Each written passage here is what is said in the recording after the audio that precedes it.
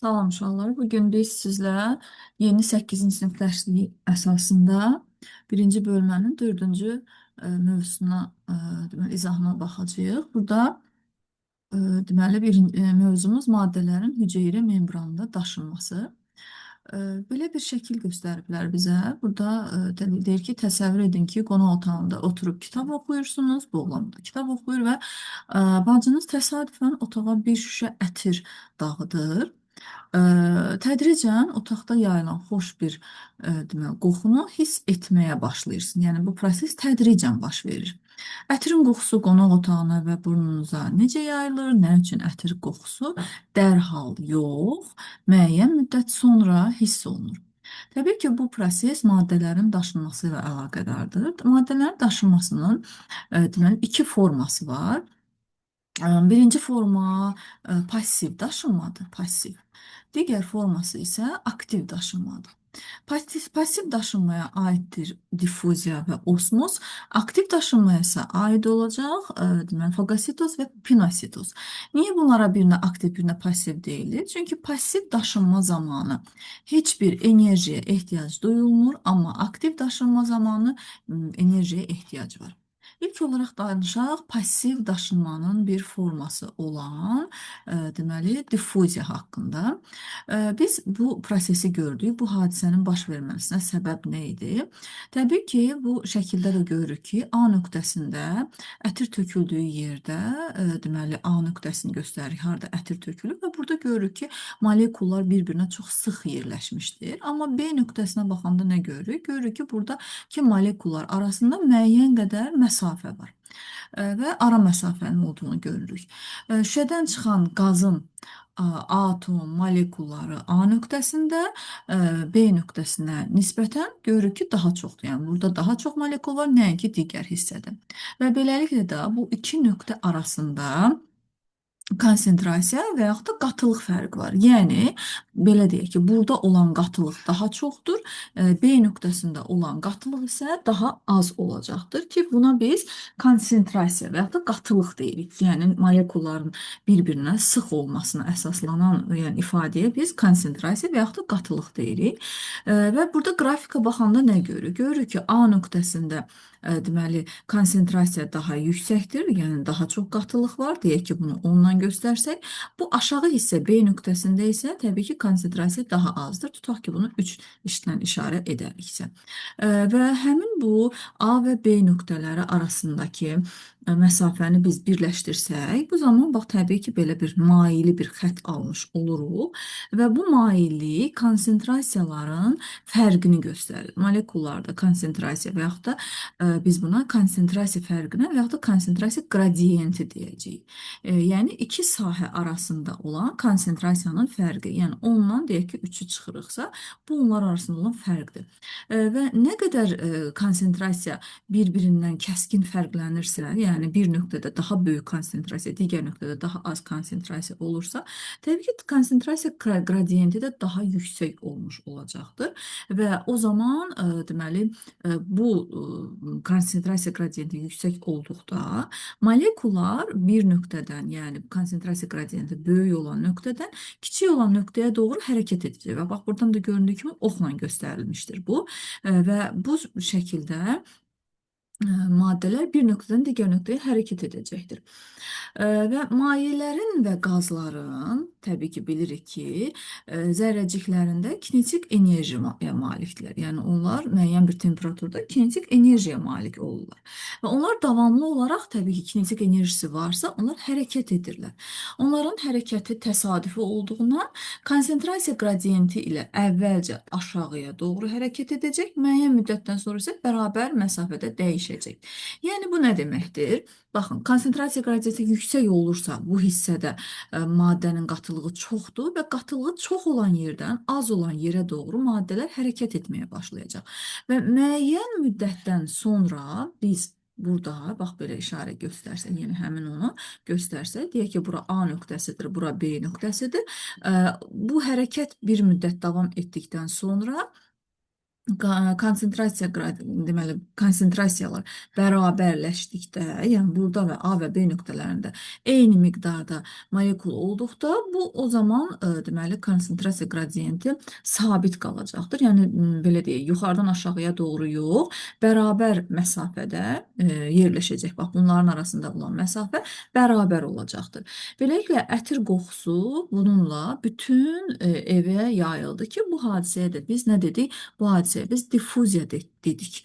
Diffuziyanın baş verməsinə səbəb nə oldu? Qatılığın çox olan yerdən az olan yerə doğru hərəkət etməsi nəticəsində yüksək deməli konsentrasiyalı sahədən daha aşağı konsentrasiyalı sahəyə doğru hərəkəti deməli biz buna diffuziya dedik.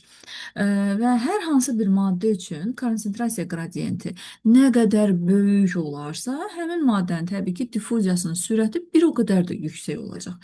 Amma nə qədər konsentrasiya qradiyentləri arasındakı fərq az olarsa və yaxud da nə qədər ki bir nöqtədə olan konsentrasiyanın deməli belə deyək ki, bərabər olarsa qatılıqlar, o zaman təbii ki diffuziya hadisəsinin də zəif gedəcək.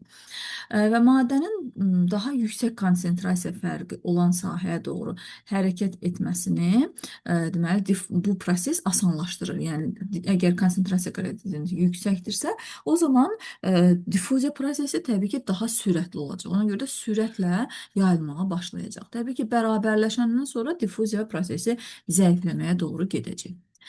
Burada biz diffuziyanın sürətinin deməli ölçülməsinə baxsaq, bizə belə bir fəaliyyətdə belə bir yəni iş tapşırılır ki, şüşə qabının içinə turşu məhlulu əlavə olunur və indikator məhlulu ilə bənövşəyi rəngə boyanmış jelatin kubları yerləşdirilir və bu kubları bu diaqramda göstərildiyi kimi durulaşdırılmış turşu məhluluna yerləşdirilir. Bax, görürsünüz, kiçikdən böyüyə doğru. Hər kubun tamamilə narıncı rəngə boyanması, təbii ki, turş əgər narıncı rəngdədirsə, jelatin bənövşəyi indikator turş mühitdə narıncı rəng almalıdır. Narıncı rəngə boyanması üçün lazım olan vaxt burada cədvəldə göstərilmişdir. Və biz bu cədvəldə göstərilən vaxta əsasən kubun səth sahəsini ölçməliyik, kubun həcmini ölçməliyik və səth sahəsinin ölçməliyik, sahəni, həcmi ölçməliyik və nə etməliyik sonra? Səth sahəsini, yəni S-i bölməliyik onun həcminə. Və nəticədə biz səth sahəsinin həcminə nisbətini tapmış oluruq və bundan sonra bizə deyir ki, deməli, nə göstərməliyik? Biz bundan sonra narıncı rəngə boyanma vaxtının, baxın, bu vaxtın səth sahəsinin həcm nisbətindən, yəni, bax, burada aldığımız cavabdan nisbətindən asılı qrafikini çəkməyi bizə, deməli, tapşırılır. İndi gəlin biz bunu, bax, burada yazılmış şəkildə, burada hazır şəkildə yazılıbdır. Yəni, bunun izahına baxaq. Deməli, burada nə var? Kubun tilinin uzunluğunu verib, bayaqki cədvəlimizdə narıncı boyanma vaxtını verib. Deyək ki, kubun tilinin uzunluğunu ellə göstərsək, o zaman onun səth sahəsini biz necə tapmış olarıq? Deməli, səth sahəsini bizə deyir, tapmaq lazımdır. Səth sahəsini tapmaq üçün kvadrat metrlə hər sahənin sahəsini tapırıq. Sonra 6 dənə orada üz olduğuna görə 6-ya vururuq. Demək ki, tilin uzunluğu 1-dir. 1-in kvadratı elə 1 eləyəcək. Sonra onu 6-ya vurduqda cavab 6 oldu. Və yaxud da tilin uzunluğu 2-dir. Bunu necə tapırıq? 2-ni vururuq. 2-yə 4 eləyir. 4-ü də 6-ya vuranda 24. Bax, burada yazıram. 6 vurulsun 2-nin kvadratı. 6 vurulsun 1-in kvadratı. 6 vurulsun 3-ün kvadratı. 3 vur 3 9. 9 vur 6 54. 6 vurulsun 4-ün kvadratı 96 eləyir. Daha sonra 6 vurulsun 5-in kvadratı 150 eləyir. 6 vurulsun 10-un kvadratı, bu deyilir 600. Daha sonra onun həcmini tap deyir millimetrlə.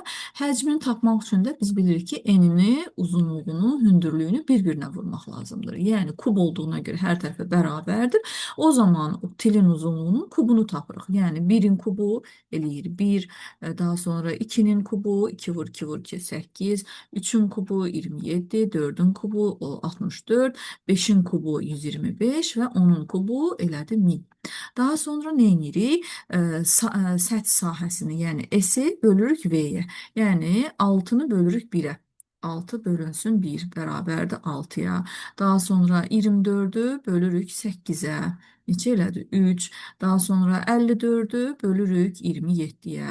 Cavab olur 2 və s. Bax bu şəkildə 96'nı 64'e bölürük 1,5. 150'ni 125'e bölürük 1,20 və 600'ü 1000'e bölürük. O da eləyir, bax yazım axırıncına 600'ü bölürük 1000'e.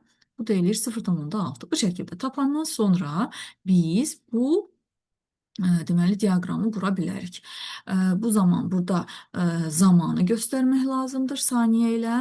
Deməli narıncıya boyanma vaxtını göstəririk. 20 saniyədə gördük ki, səth sahəsinin həcmi olan nisbəti 6 oldu. Baxın 20'ni deməli 20 olanda 6 göstərdi. Burada qeyd olunubdur. Sonra 41 olanda qısa 41 saniyədə 3 oldu cavabımız. 76 saniyədə baxın 76'da oldu 2. Buradan da göstərdi və bu şəkildə diaqramı qurduqdan sonra birləşdirdikdə görürük ki, qrafikdən nə görürük? Səth sahə həcmə olan nisbətin deməli azaldıqca get-gedə azaldıqca boyanma vaxtı da artmış oldu. Baxın 0,6 olanda boyanma vaxtı daha çox deməli olmuş olur. 600 saniyəyə bərabər olur. Və bu nəticədə biz nə aldıq? Tərs mütənasiblik qrafikini aldıq və beləliklə də səth sahəsi çox olan, yəni daha kiçik ölçülü olan, baxın səth sahəsi çox olan budur, düzdürmü? Və bunun ölçüsü daha kiçikdir.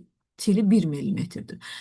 Daha kiçik olan cisimlərdə diffuziya daha sürətli getdi. Baxın, diffuziya daha sürətli getdi. Yəni səth sahəsi kiçikdirsə, 6-dırsa 20 saniyə ərzində bütün o kubun hər tərəfini deməli maddə diffuziya etmiş oldu və onu narıncı rəng elədi. Yəni ətrafı yəni ölçüsü nə qədər kiçik olarsa, maddələrin ora daxil olması, diffuziya etməsi bir o qədər asan olur. Təbii ki, ölçü nə qədər böyük olarsa, maddələrin diffuziya etməsi bir o qədər daha çox zaman almış olur. Ona görə də diffuziyanın sürəti daha çox olur. Səth sahəsinin həcmə nisbəti böyük olduqda maddələr daha qısa müddətdə təbii ki, hüceyrəyə keçdi. Bu o deməkdir ki, kiçik hüceyrələrdə diffuziya daha effektivdir. Yəni hüceyrə nə qədər kiçik olarsa, o qədər daha rahat şəkildə maddə difuz edir. Təbii ki, hüceyrə böyük olduqda maddələrin difuziya etməsi o qədər az çətin olacaq. Kiçik hüceyrələr difuziya daha effektivdir. Bu səbəbdən də canlı hüceyrələr adətən necə olacaq? Kiçik ölçülü olur və yüzlərlə mikroskopik hüceyrələrdən təşkil olunur. Ona görə də nazik bağırsağın sorucu səthinin hüceyrələri çox-çox kiçik olmuş oldu. Və bizə növbəti sualda nə deyir? Deyir ki, diffuziyanın, yəni bu toxuma hüceyrələr çatdırılması diffuziyanın effektivliyi haqqında dedik və növbəti sualda diffuziyanın sürəti nədən asılıdır? Diffuziyanın sürəti, asılılığı nədəndir? Bir neçə amildən asılıdır diffuziyanın sürəti.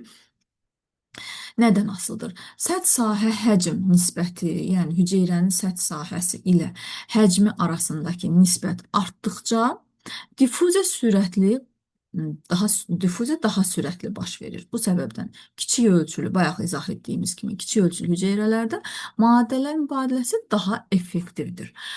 Daha sonra konsentrasiya qradiyenti maddələrin çox olduğu mühitlə az olduğu mühit arasındakı fərq nə qədər böyükdürsə, diffuziya bir o qədər sürətli gedir. Yəni burada nə qədər çox konsentrasiya varsa, qatılıq daha çoxdursa, məsələn, burada qatılıq azdırsa, nəticədə daha sürətli yayılacaq.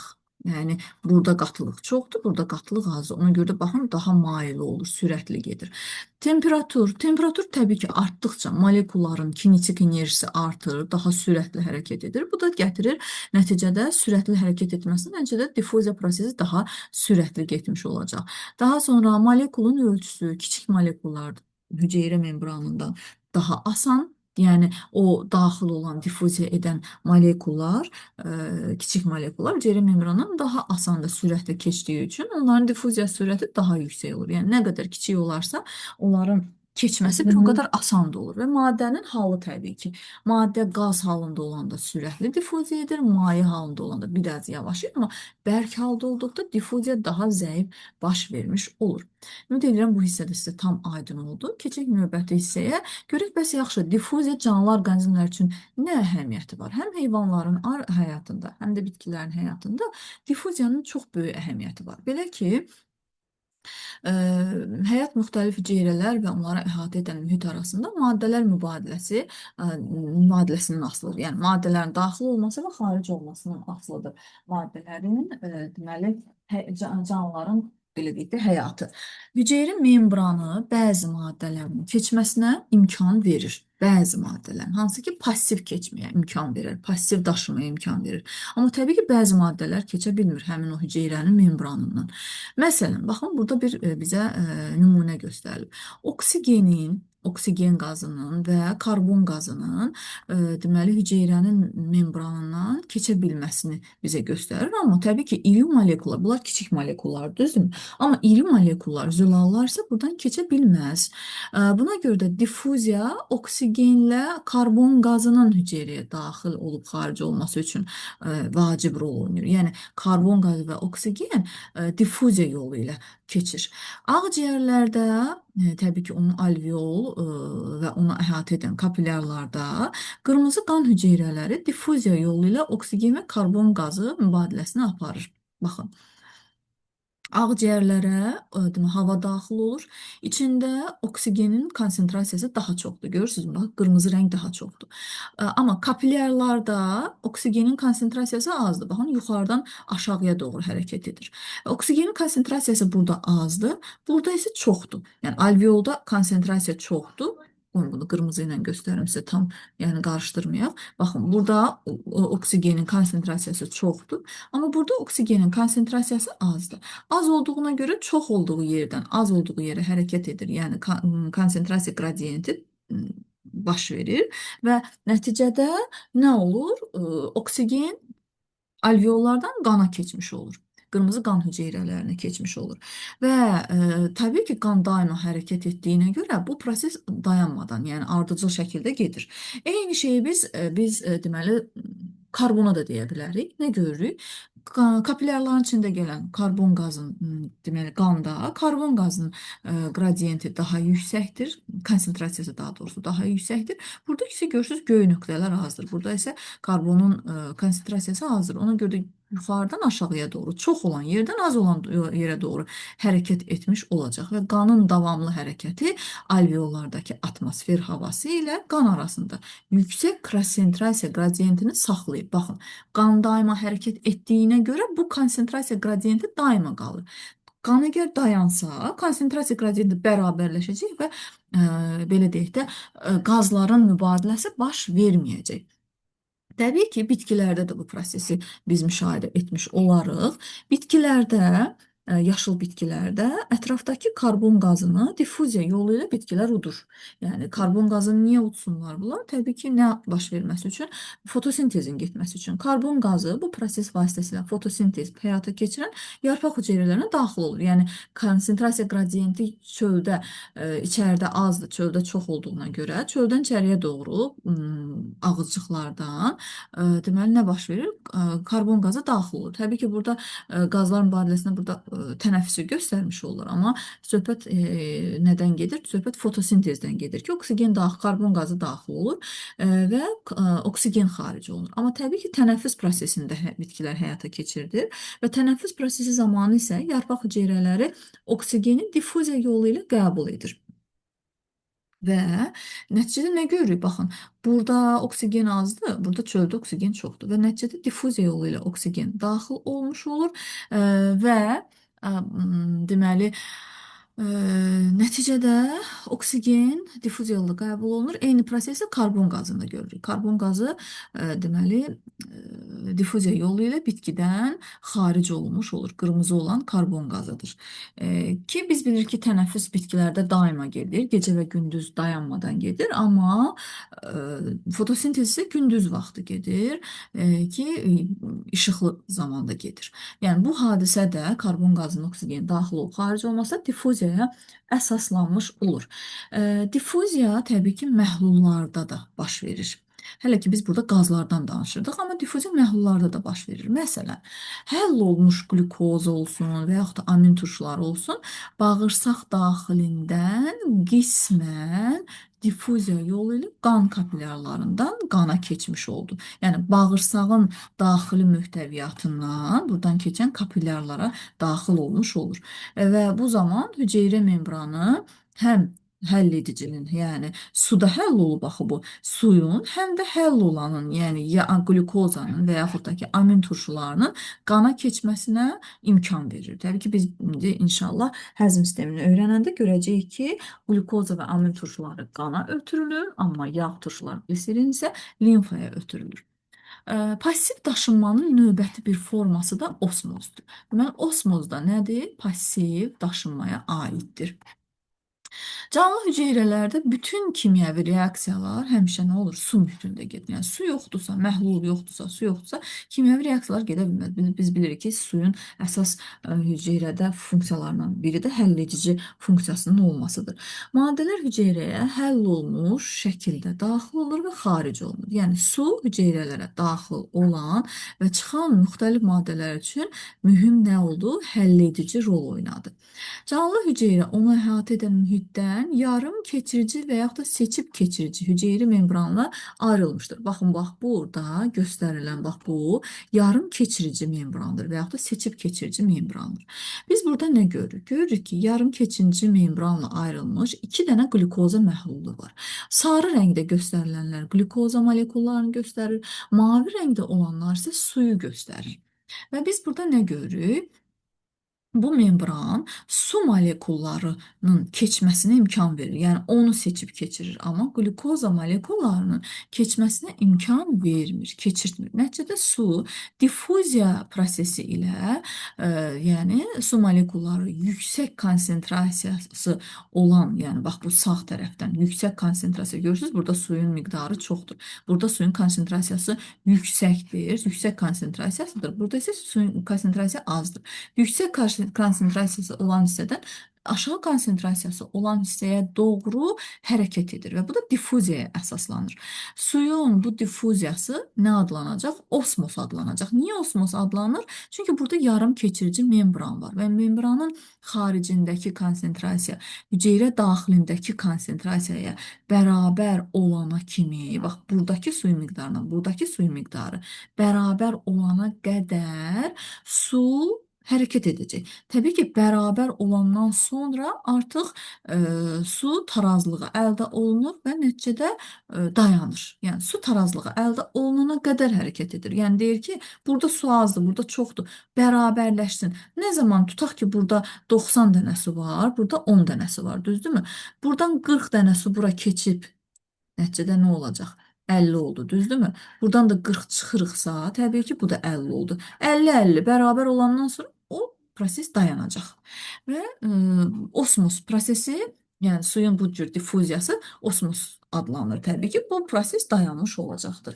Və gəlin indi yəni bunu aydınlaşdıraq ki, biz adətən suyun konsentrasiyası dedik, düzdürmü? Bax, bu suyun konsentrasiyası burada çoxdur, burada azdır. Amma təbii ki, bioloqlar bunu belə, yəni bu ifadəni su potensialı terminindən əlavə belə deyək ki, əvəz edirlər. Çoxlu su molekulları olan məhlula yüksək su potensialına, bura deməli yüksək su potensialı var, yüksək su potensialı. Amma suyun az olan hissəsində olan hissəyə isə biz aşağı su potensialı deyəcəyik. Və yaxud da əgər su çoxdursa, həll olan maddə azdırsa, biz buna hipotonik məhlul deyirik. Amma su az, həll olan maddə çoxdursa, biz buna hipertonik məhlul deyəcəyik. Bunu yadda saxlayaq. Amma su ilə həll olan maddə bərabərdirsə, deyək ki, miqdarı, o zaman yəni biz izotonik məhlul deyəcəyik. İndi bunu biraz da növbəti hissədə aydınlaşdıracağım sizin üçün. Deməli, su potensialı qradiyenti mövcuddur və yəni burada şəkildə gördüyümüz kimi qradiyent su potensialının yaxud da su konsentrasiyası indi deyirik ki, su potensialının qradiyenti mövcuddur. Ona görə də su molekulları bu qradiyent istiqamətində sağdan sola doğru hərəkət etmiş oldu. Yəni su potensialı konsentrasiyasının əvəzinə su potensialı ifadəsini işlətmiş olduq. Burada belə bir deməli fəaliyyət hissəsinə baxaq. Bizə nə deyir? Deyir ki, 4 eyni ölçülü kimyəvi stəkan distillə suyu, müxtəlif faizli duz məhlulu və 2-3 ədəd kartof, bıçaq və s. götürmək lazımdır. Birinci kartofu demək qabığı təmizlənir, bərabər ölçülü, eyni formalı dilimlər kəsilir. Tutaq ki, belə deyək ki, biz eyni ölçülü dilimlər kəsmişik. 1 2, 3, 4 dənə eyni ölçülü dilimlər kəsdik. Və deməli, artıq mayeni çıxarmaq üçün hər kartof dilimini salfetlə yumuşaq bir şəkildə silirik ki, içində maye götürürsün. Duz məhlullarından birinə qoymazdan əvvəl uzunluqları ölçülür. Tutaq ki, uzunluqlarını ölçdük. Oldu, deyək ki, hər birinin ölçüsü 2 sm. Hazır olduqdan sonra məhlullar olan 4 kimyəvi stəkanın hər birinə 3 kartof dilimi qoyuldu. Baxın, burada duz məhlulları, burada yoxdur heç bir şey konsentrasiyası. Burada 1 qramdır, 2 qramdır, 3 qramdır. Hər birinə eyni ölçülü, deyək ki, 2 sm ölçülü kartof dilimlərini qoyduq. Və kartof diliminin başlanğıc ölçüsü, tutaq ki, burada 2 sm-dir. Hər birində 2 sm-dir. İndi bir müddət keçdikdən sonra, yəni hazır olduqdan sonra məhlullar olan 4 kimyəvi stəkanın hər birinə 3 kartof dilimi qoyulur. 20 dəqiqə keçir, bax bunun arasında 20 dəqiqə keçir və hər bir kartof dilimini çıxarırıq. Kartof dilimləri salfetlə qurulayıb uzunluqlarını ölçürük. Və kartof dilimlərinin ölçüsündə və onların sərtliyində baş verən dəyişiklikləri müqayisə edirik. İndi baxın, kartof dilimlərinin son ölçüsünü bizə deyir. Tutaq ki, burada su tamamilə distillə olunmuş sudur, düzdürmü? Birincini göstərim sizə. Birincidə tamamilə distillə olunmuş su olduğuna görə kartof diliminin bura qoyuruq. Təbii ki, kartof diliminin içində müəyyən miqdarda duz var, düzdürmü? Çünki bu yəni üzü maddədir də, yəni belə deyək də canlı bir hüceyrələrdir də, belə deyək. Burada tamamilə duz olmadığına görə, qoyun mən duzu qırmızı ilə göstərim ən yaxşısı. Burada deməli duz olmadığına görə hamısı nədir? Burada sudur, düzdür? Tərtəmiz sudur. Baxın, bu tərtəmiz sudur. Burada su çoxdur, eləmi? Su çoxdur, duz yoxdur da ümumiyyətlə. Burada su azdır. Biz nə dedik? Su potensialı burada çox oldu. Deməli, bura hündürdür. Su potensialı çoxdur burada. Amma bunun içində su potensialı azdır. Su potensialı bunun içində az olduğuna görə, indi bunu burada göstərim. Deyək ki, bu su potensialı, bu da suyun içindəki su potensialı. Nə baş verməlidir? Su potensialı çox olan yerdən az olan yerə doğru hərəkət etməlidir, düzdürmü? Demək ki, su başlayacaq çöldən kartofun içinə doğru hərəkət etməyə başlayacaq. Və nə baş verəcək? Kartof başlayacaq şişməyə. Çünki suyu udur. Çöldə duz yoxdur, su potensialı yüksəkdir. Çərdə su potensialı azdır və kartof şişməyə başlayır və nəticədə kartofun ölçüsü böyüyəcək. Kartof 2 sm-dirsə, deyək ki, olacaq artıq 3 sm. Və bizə nə deyir? Uzunluğun dəyişməsinin faizlə göstərək. İndi deyək ki, əvvəl 2 sm idi, 3 sm oldu, neçə faiz oldu? Deyək ki, neçə faiz artmış oldu? Baxın, onu yəni faizlə ifadə etmək lazımdır. Sonra orta dəyişməsinin faizlə, yəni bunu yəni ölçmürəm. Sadəcə deyirəm ki, kartofun diliminin son ölçüsü böyümüş olur və bizə nə deyir? Ölçüsü dəyişdi, böyüdü. Onun sərtliyində nə baş verdi? Kartofun sərtliyi artmış oldu. Çünki kartof iriləşdi, içinə su daxil oldu və daha gərgin vəziyyətdə oldu. Deməli, sərtliyi artdı. Amma növbəti dilimlərdə isə nə baş verəcək uşaqlar? Növbəti dilimlərdə, mən bunu silim, növbəti dilimlərdə deyək ki, biz çöldə kartofu belə deyək ki, qoyuruq bura 2 santimetrdə ölçüsü. Burada içində də su var, amma çöldə də su var. Amma bu suyun içinə nə qatdılar? Bu suyun içinə duz qatdılar, düzdürmü? Duzu da qırmızı ilə göstərim. Deyək ki, burada da duz var, amma çöldə də duz var. Çöldə də duz olduğuna görə duzun miqdarını biz artırdıqca kartof özündən içəridəki su çox olur. Çöldə duzun miqdarı artır, düzdürmü? Çöldə suyun miqdarı azalır. Və nəticədə nə baş verir?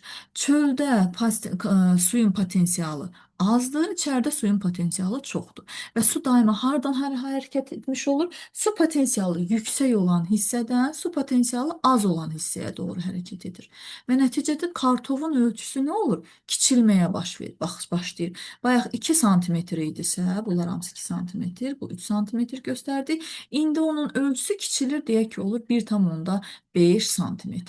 Əgər o qatılığı daha da artırsaq, o daha da çox su itirməyə başlayacaq, deyək ki, olacaq 1 sm.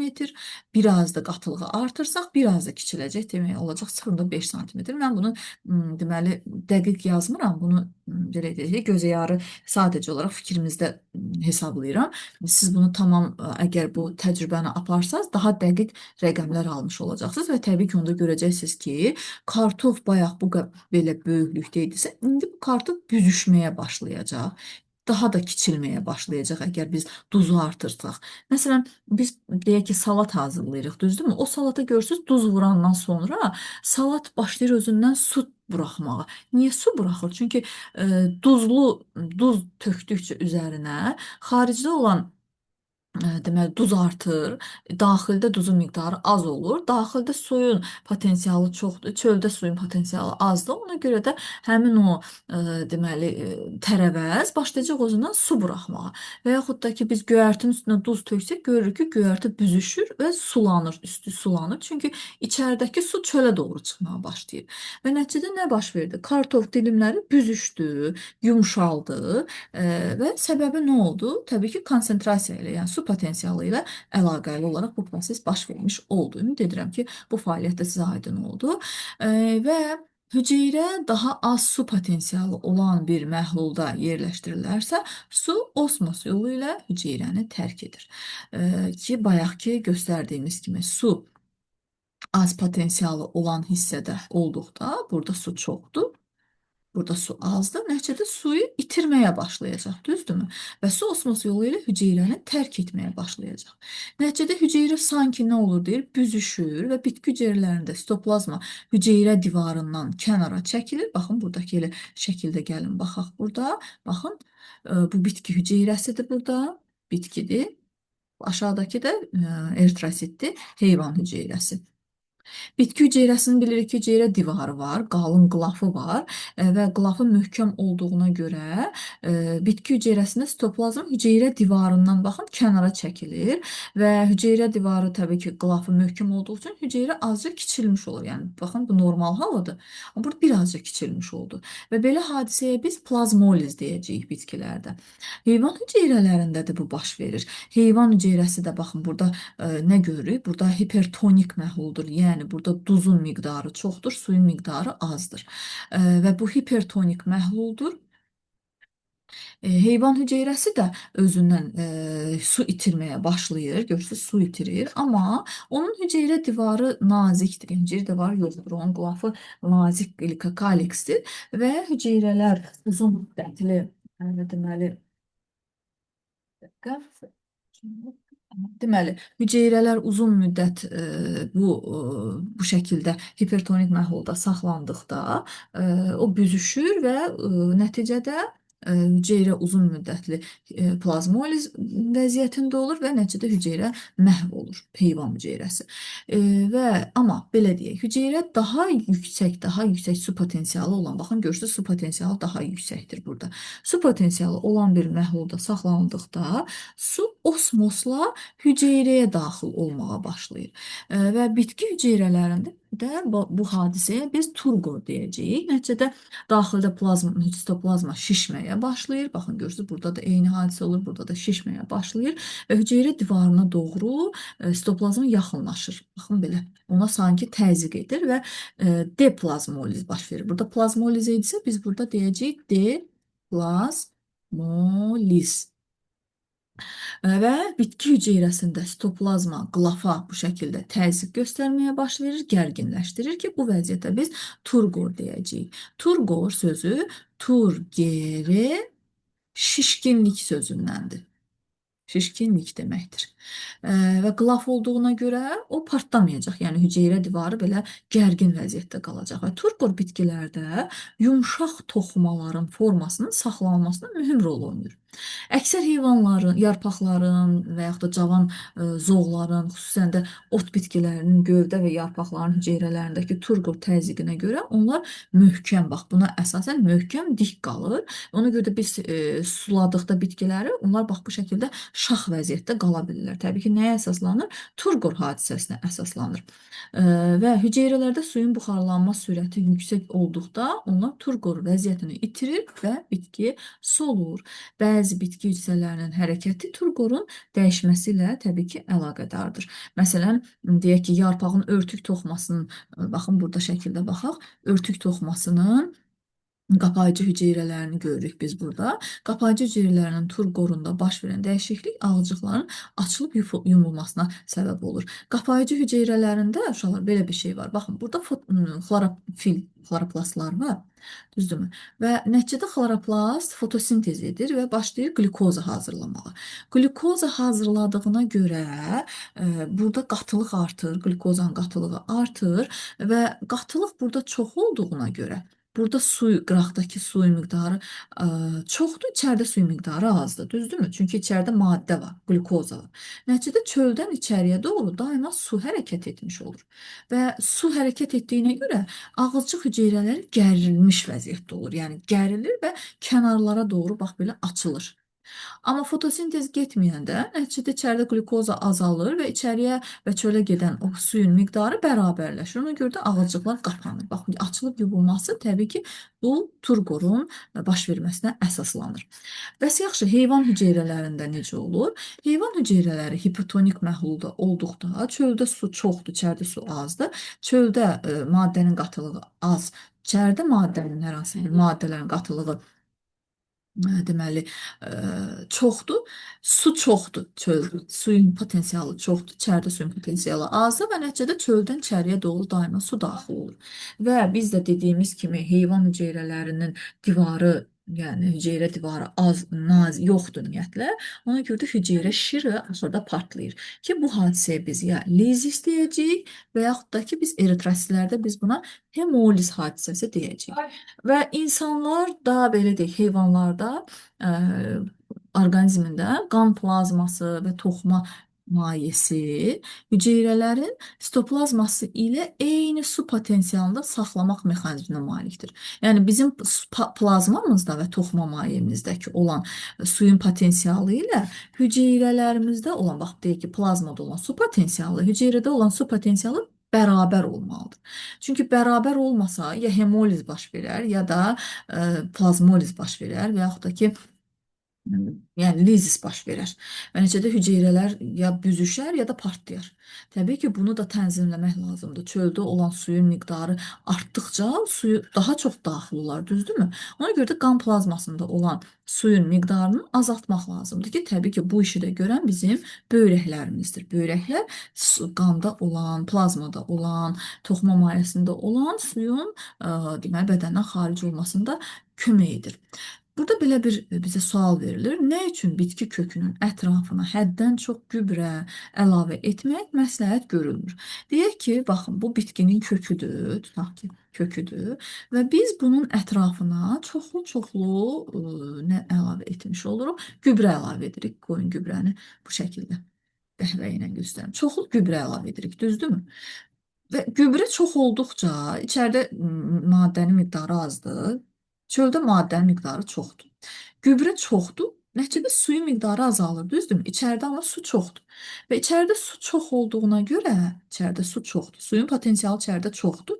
Çöldə su azdır və nəticədə bitkinin hüceyrələri nə etməyə başlayır kökləri? Suyu özündən itirməyə başlayır və suyu dartıb yuxarı aparmaq əvəzinə başlayır köklər özlərindən suyu xaricə verməyə və başlayır köklər büzüşməyə. Ona görə də bitki kökünün ətrafına həddən çox gübrə vermək ziyan olmasın. İndi isə nədən danışacağıq? İndi isə aktiv daşınmadan danışacağıq. Aktiv daşınmanın bir forması fagositozdur, digər forması pinositozdur. Niyə aktiv daşınmadır? Çünki burada nə iştirak etmiş olur? Burada enerji lazımdır bu cür daşınmanın getməsi üçün. Deməli, mütləq deməli, enerji daşınmalıdır. Və bəzi hissəciklərin ölçüsü çox böyükdür. Baxın, bayaq danışdığımız passiv daşınmada hissəciklərin ölçüsü kiçik idi. Ona görə də rahat şəkildə hüceyrə membranının difuziya yolu ilə keçə bilirdi. Amma ölçüsü böyük olduqda nəticədə hüceyrə membranından difuziya yolu keçə bilmir və bu hissəciklərin daşınması üçün ya fagositoz lazımdır, ya da pinositoz yolu ilə bu daşınmalıdır. İndi ilk olaraq danışaq uşaqlar fagositoz hadisəsindən. Fagositoz prosesində biz baxırıq ki, bu hüceyrədir. Daxili hissəsidir, bu isə hüceyrənin xaricindədir. Xarici hissədə maye var və mayedə həll olmuş şəkildə deməli müxtəlif qida və yaxud da ki, digər bir hissəciklər ola bilər. İri, bərk hissəciklər ola bilər. Yəni bunlar iri və bərk olmalıdır. Və iri və bərk hissəciklərin bəzən bütöv hüceyrələrin və ya onların fraqmentlərinin hüceyrə tərəfindən udulması prosesi baş verir ki, biz buna deməli, nə deyəcəyik? Fagositoz deyəcəyik. Və bu zaman həmin hissəciklər hüceyrə membranından çıxan, baxın, yalançı ayaqlar və yaxud da biz buna psevdopodlar deyirik. Vasitəsilə əhatə olunur, bax, bu qida hissəciyi və başlayır əhatə olunaraq hüceyrə daxilinə keçməyə. Membran örtük ilə əhatə olunmuş şəkildə, baxın, bax, bunun ətrafında membran örtük var. Əhatə olunmuş şəkildə nə yaranmış oldu? Qida qovuqcuğu yaranır və yaxud da qida vakulu və yaxud da biz buna fagason deyəcəyik. Və nəticədə qida qovuqcuğu və yaxud da vakulu, fagason sonra bu stoplazmada olan deməli nə yaratmış oldu? Həzm vakulu yaratmış oldu. Qida qovuqcuğu daha sonra həzm fermentləri ilə zəngin olan nə olur? Lizasomla birləşir. Bax, burada lizasom var. Lizasom. Lizasom deməli orqaneldir. Lizasomun içində, bax belə deyək ki, yumru orqaneldir. İçində çoxlu fermentlər olur. Və bu fermentlərlə qida qovuqcuğu birləşir, lizasomdur da, yəni bu bununla birləşir və nəticədə qida qovuqcuğu həzm fermentlərlə zəngin olan lizasomla birləşəndən sonra həzm vakulu yaranmış oldu. Qida vakulu yaranır və həzm vakulunda nəticədə qida maddələri, digər və yaxud da udulmuş hissəciklər fermentlərin, bax bunun içində olan fermentlərin sayəsində başlayır parçalanır və hüceyrə bu parçalanan məhsullarını sonradan soraraq özünün ehtiyaclarını ödəyir. Amma həzm olunmamış da qalıqlar sonradan nə olur? Hüceyrə tərəfindən xaric olunur.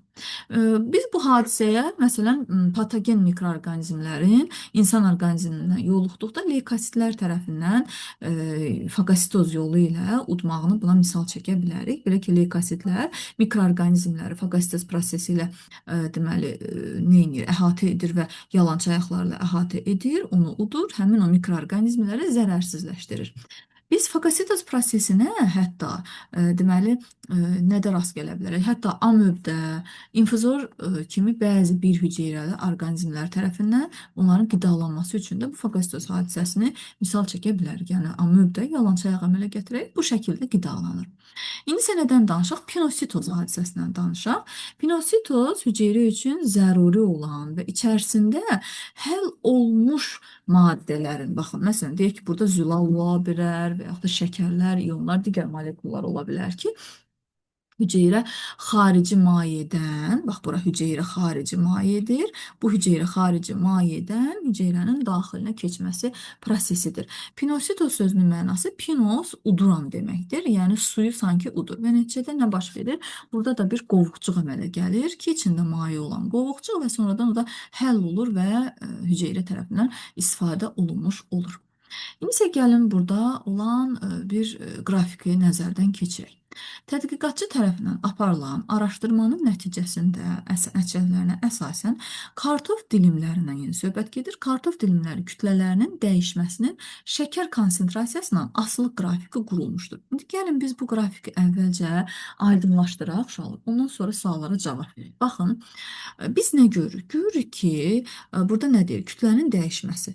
Baxın, bu hissədə deyək ki, bunun kütləsi bax bu qədər idi, bu boyda idi. Deyək ki, bu qədər onun kütləsi, deyək ki, 2 qramdır kütləsi. Və zaman keçdikcə görürük ki, faizlə göstərilir. 10% artır kütləsi, 20% artır, 30% artır və kütləsi böyümüş oldu, düzdürmü? Sizcə bunun kütləsinin bu qədər artmasına səbəb nə ola bilər? Demək ki, bu hissədə kütlə artırsa, burada deməli konsentrasiya qradiyenti, konsentrasiya şəkər belə deyək ki, şəkərin miqdarı azdır, amma suyun potensialı çoxdur ki, bu başlayır neynəməyə? Özünə suyu çəkməyə. Suyu çəkdiyinə görə bunun kütləsi artır. Və burada nə baş verir? Deməli, hansı hadisə baş verdi? Suyu özünə doğru çəkir və suyun çəkməsi, yəni bitkinin turqor vəziyyətinə gətirməsinə, gəlməsinə çıxardır. Və yaxud da biz buna nə demişdik? Deplazmoliz hadisəsi demişdik ki, nəticədə deplazmoliz baş verdi və yaxud da turqor baş verdi, düzdürmü? Amma burada nə baş verdi? Burada görürük ki, mənfiyə doğru gedir faiz olaraq. Yəni bunun burada deyək ki, kütləsi 4 qram oldusa, get-gedə kütləsi kiçilməyə doğru baş gedir. Deyək ki, olur 1 qram. 1 qram olmasına səbəb nədir? Təbii ki, bunun özündən, buradan belə göstərək, suyu itirməsidir. Su itirməsinə səbəb nədir? Deməli, çöldə su potensialı azdır, içəridə su potensialı çoxdur. Və şəkərin konsentrasiyasına baxanda nə görürük? Burada şəkərin konsentrasiyası çoxdur, yəni təbii ki, şəkər burada çoxdur, su azdır. Su az olduğuna görə özündən suyu itirir. Düzdürmü?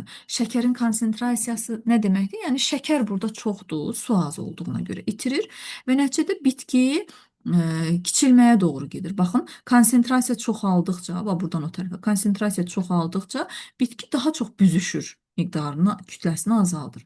Amma 0,4 olanda öz kütləsində qalır. Demək, buradan onu göstərir bizə ki, burada belə bir sual var.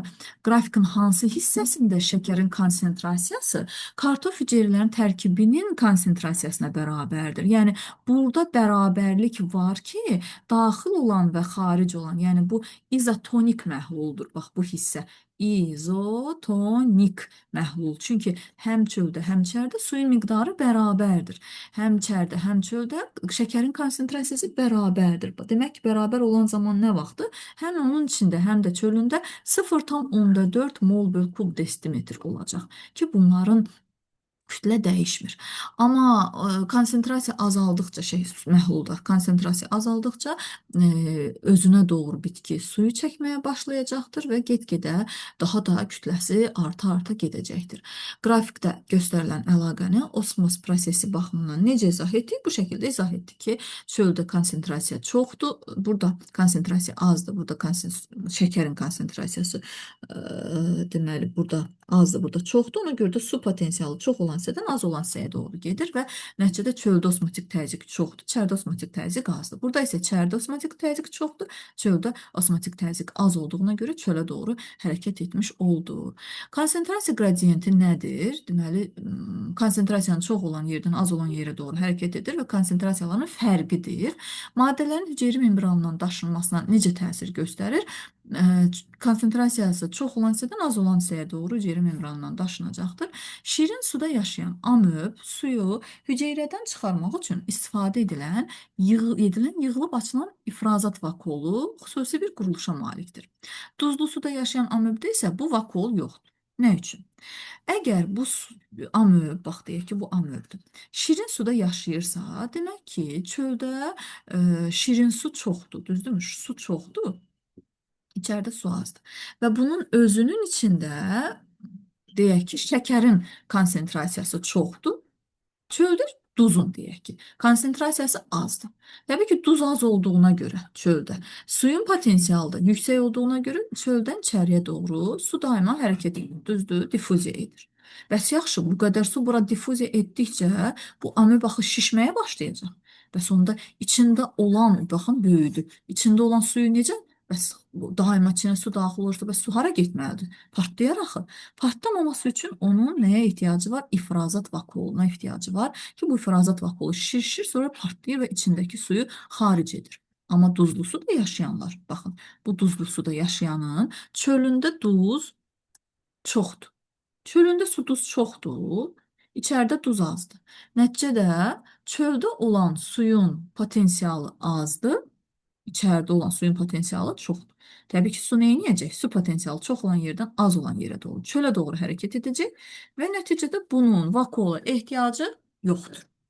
Növbəti suala baxaq, üçüncü suala. Fagositoz, diffuziya arasında nə kimi fərq var? Fagositoz aktiv daşınmadır, diffuziya passiv. Fagositoz, deməli, enerjiyə ehtiyacı var, diffuziyanın enerjiyə ehtiyacı yoxdur. Fagositoz yalançı ayaqlar vasitəsilə həyata keçirilir, diffuziya isə sərbəst şəkildə bir hüceyrədən hüceyrə membrandan daxil olur və yəni bu şəkildə deməli izahını verdik. Bu qədər uşaqlar. Ümid edirəm. Hə, bir də buna da baxaq. Elm texnologiya bu da əsaslı bizim vacib olan deməli dərslərimizdən biridir. Bayaqları biz dedik ki, insan orqanizmi də suyun toplanmasının qarşısını alan, yəni su potensialının həm hüceyrənin daxilində və toxuma mayeəsində, plazmada bərabər saxlayan böyrəklərdir. Və böyrəklərin funksiyası qanı süzmək, orqanizmdən zərərli maddələri, parçalanma məhsulları, azot qalıqlarını, zəhərli maddələri təmizləməkdir. Yəni sidik cövhəridir, sidik turşusudur. Bunu təmizləməkdir. Və bəzən böyrəklər öz funksiyasını itirir və orqanizmdə zərərli maddələrin konsentrasiyası təhlükəli səviyyəyə gəlib çatır.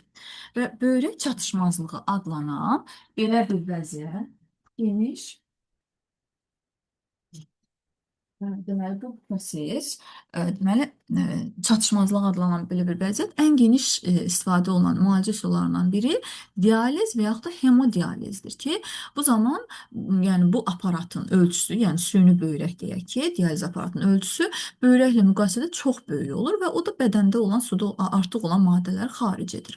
Və bu aparatın iş prinsipi nədir? Baxın, deməli, nə baş verir? İnsanın deməli, arteriya damarından, təbii ki, bu aparatın iş prinsipi diffuziya hadisəsinə əsaslanır. Arteriya damarından çıxarılan qan boru ilə deməli ilkin olaraq bir nasosa gətirilir. Bax bu nasosdur. Boru vasitəsilə gətirir bu nasosa və bu nasos qanı dializ aparatına qovur. Dializ aparatının içində təbii ki, dializ mayesi var. Bax bu göy rəngdə göstərilən dializ mayesidir. Baxın, təmiz maye. Təmiz maye vurulur dializ aparatının içinə. Və onun içində çoxlu oksigenlə zəngindir və duz konsentrasiyası baxımından da qan plazması ilə eynidir. Təbii ki, duz konsentrasiyası deməli eyni olmalıdır da qan plazmasından ki, içində və yəni suyun miqdarını tənzimləmək üçün. Qan dializ mayesi içində olan dializ borucuqlarına keçirilir və burada yarım keçirici deməli membran vasitəsilə başlayır o qan təmizlənməyə. Qanın tərkibindəki sidik cövhəri, artıq maddələr diffuziya yolu ilə yarımkeçirici membrandan dializ mayesinə ötürülür. Niyə ora ötürülür? Çünki dializ mayesinin içində sidik cövhəri yoxdur, düzdürmü? Amma qanın içində sidik cövhəri var. Demək ki, burada həmin sidik cövhərinin konsentrasiyası çox olduğuna görə sidik cövhəri başlayacaq deməli həmin o mayenin içinə, dializ mayesinin içinə doğru hərəkət etməyə və beləliklə də qanın tərkibindəki sidik cövhəri artıq maddələr diffuziya yolu ilə yarımkeçirici membrandan dializ mayesinə keçir, amma eritrosit olsun, zülallar olsun, iri molekullar dializ borucuqlarında qalır, yəni ora doğru hərəkət etmir. Əgər təbii ki, qanın hər hansısa bir qidalı maddələrə ehtiyacı varsa, həmin o deməli qidalı maddələr də deməli dializ mayesinə əlavə olunur, qlükoza deyək ki, əlavə olunur və o diffuziya yolu ilə yenidə qana keçmiş olur. Təmizlənmiş qan borular vasitəsilə yenidən, baxın, borular vasitəsilə yenidən vena damarlarına ötürülür və bütün bu proses zamanı dializ mayesi də fasiləsiz olaraq təmizlənir, belə ki, təzələnir. Və təbii ki, dializ mayesinin də temperaturu bədən temperaturuna uyğun olmalıdır. Baxın, bu da istifadə olunmuş dializ mayesidir ki, içində parçalanma məhsulları var. Və beləliklə də dializ zamanı xəstənin qanının müəyyən bir hissəsi demək olar ki, 300-500 ml bədəndən xaricdə olur, zərərli maddələrdən təmizlənir və təzədən dövr edir ki, sonda damarlara qayıdır. Və hemodializ xroniki böyrək xəstəlikləri üçün, xəstələr üçün müalicə deyil, yaşam tərzidir. Ümid edirəm ki, bu dərsin izahı da sizə tam aydın oldu. Sağ olun uşaqlar. Hər birinizə uğurlar arzu edirəm.